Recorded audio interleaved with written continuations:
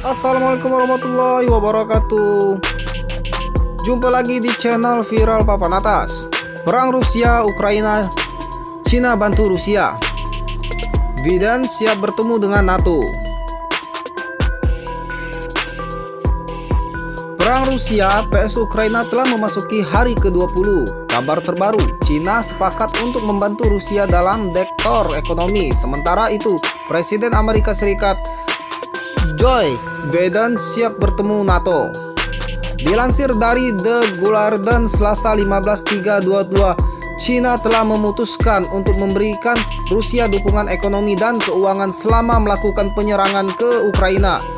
Bukan itu saja, Cina sedang mempertimbangkan untuk mengirim pasukan militer seperti drone bersenjata. Informasi tersebut membuat beberapa negara bertemu Amerika Serikat khawatir dengan situasi yang sedang terjadi saat ini. Selain kejadian tersebut, terdapat beberapa ruangan kejadian yang dapat kita lihat ya guys, yang ada pada peperangan atau informasi Rusia ke Ukraina pada hari 20 lalu. Selanjutnya, Cina telah memutuskan untuk memberikan Rusia dukungan ekonomi dan keuangan selama perang di Ukraina. Pemerintah Presiden Xi Jinping bahkan sedang mempertimbangkan untuk mengirim pasukan pelengkapan militer seperti drone bersenjata. Penasehat Keamanan Nasional Amerika Serikat Jake Sullivan memaparkan kasus AS terhadap invasi Rusia dalam pertemuan tujuannya jam yang intensif di Rome dengan militernya dari Cina, diplomat yang dijeks. Menurut Moskow telah berpura-pura terkait pada diplomasi sambil mempersiapkan serangan selanjutnya. Sementara militer Rusia dengan jelas menunjukkan tanda-tanda kelemahan di depan perang.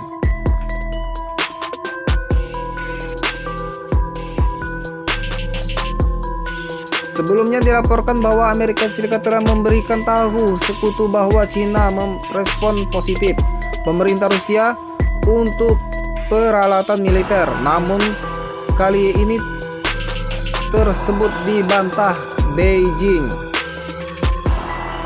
Presiden Ukraina Volodymyr Zelensky mengatakan perundingan Rusia Ukraina akan dilanjutkan pada hari ini, Selasa 15/3/2022. Selain ucapan tersebut, Zelensky juga meminta tentara Rusia untuk menyerah. Untuk apa? Ada mati. Jika Anda menyerah kepada pasukan kami akan memperlakukan Anda sebagai manusia yang harus diperlakukan dengan bermartabat, ucap Zelensky dalam pidatonya Senin malam 14/3/22 lalu. Pasukan Rusia bergerak di Kiev tidak mengalami kemajuan, yang berarti selama akan pekan sekutu dekat Putin. Kepala Penjara Nasional Viktor Zolotov menyalakan kemajuan yang lebih lambat dari yang diharapkan pada apa yang diklaim sebagai pasukan sayap kanan Ukraina bersembunyi di belakang warga sivil. Presiden Amerika Serikat Joe Biden sedang mempertimbangkan untuk melakukan penjelasan ke Eropa untuk mempertemukan langsung dengan sekutu NATO. Biden dapat bertemu dengan para pemimpin lain di Brussels pada 23 Maret dan kemudian melakukan perjalanan ke Polandia.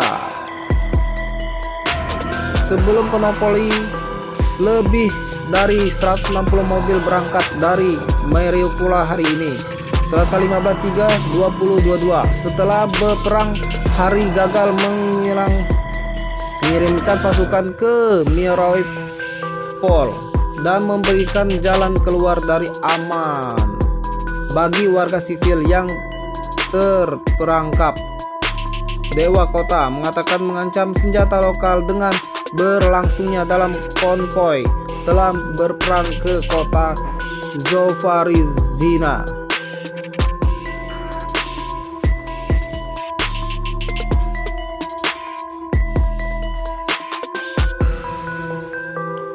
Wali kota Kyiv Leopard Terekom mengatakan pasukan Rusia telah membaki distrik-distrik pusat yang menyebabkan jumlah korban yang tidak ditentukan. Hal itu diungkapkan saat berbicara di televisi nasional Ukraina. 90-an anak telah tewas dan lebih dari 100 terluka Ukraina sejak Rusia menginvasi pada 24 Februari, kata kantor Kejaksaan Umum Ukraina. Jumlah korban tertinggi berada di wilayah Kiev, Kharkiv, Donetsk, Kherson, Kherson, Mykolaiv dan Chernihiv, katanya dalam sebuah pernyataan.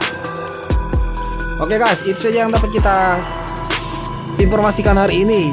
Terima kasih sudah menonton. Wassalamualaikum warahmatullahi wabarakatuh.